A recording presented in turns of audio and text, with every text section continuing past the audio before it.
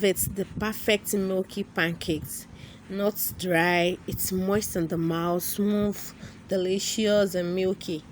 Let it just look good, not burnt. It is very easy to make with few ingredients.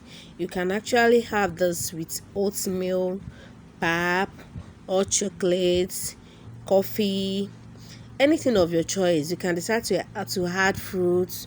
You can take this with smoothie, yogurt, anything. Mention it, anything. So if you enjoyed this tutorial, kindly subscribe to our channel, click on the notification button, share with family and friends, and I'm going to see you in the next one. Bye.